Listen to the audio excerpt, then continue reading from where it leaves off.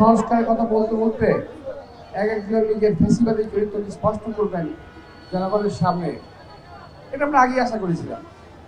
এই সরকার ফ্যাসিস্টের কথা বলতে বলতে একসময় নিজেই ফ্যাসিস্ট হয়ে যাবে। এই ফ্যাসিস্টের আচরণ কিন্তু আমরা ধরে নিয়েছিলাম যে হবে। এখন গতকাল অথবা পরশুদিন আমি সোশ্যাল মিডিয়ায় দেখলাম দেবপ্রিয় ভট্টাচার্য বলেছেন,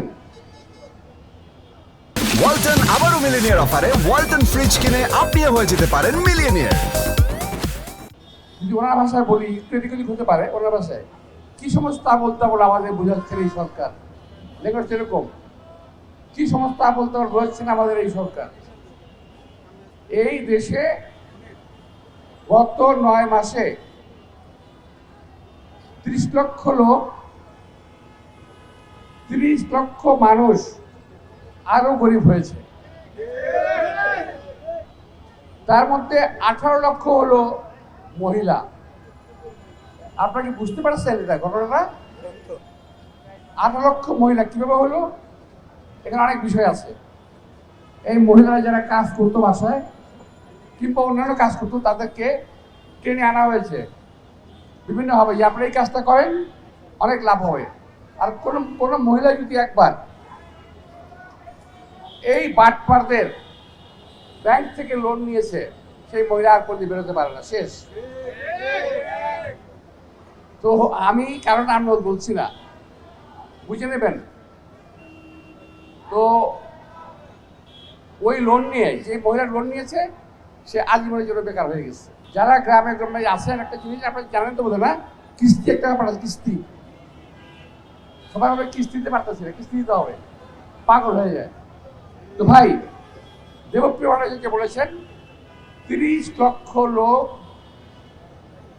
দরিদ্র হয়ে গেছে, তার মধ্যে 18 লক্ষ হলো মহিলা। এটা হলো প্রাথমিক সংস্কারের 9 মাসের একটা চিহ্ন আমরা দেখতে পেলাম। আমরা দেখতে পেলাম সংস্কার করে উনি কি করেছেন, যে 18 লক্ষ মহিলা একবার স্পেশালি গরিব হয়ে গেছে, মোট 30 লক্ষ। এটা কিন্তু বলেছেন দেবপ্রিয় ভট্টাচার্য, এই গভর্নমেন্টের উদ্দেশ্য করে বলেছেন। কি আবলতার বলছেন আমাদের, এরকম কথা বলেছেন। তা আমি আমার নিজের কথাই বলছি না আজকে, আর আপনাদের বলবো, দেশ এবং জাতিকে বলবো, যারা আজকে নির্বাচনের বিপক্ষে বলছেন বলেন, অধিকার তো আছেই বলার, আপনাদের বলতেই পারেন। নির্বাচনের পক্ষে বলার অধিকার আমাদের আছে, কিন্তু এই নির্বাচন নিয়ে জাতিকে ব্ল্যাকমেল করা যাবে না, করা ঠিক হবে না। আমার যে সমস্ত ভাইরা, অনুরাগ ভাইরা, আমি জানি আশঙ্কায় আছেন, আপনারা অনেক ভয় আছেন বিএনপি বোধহয় ক্ষমতায় আসবে। ভাই বিএনপি আগে ক্ষমতায় আসে নাই কখনো? বিএনপি 3-4 বার ক্ষমতায় এসেছে, দেশের অবস্থা এমন কখনো হয় নাই।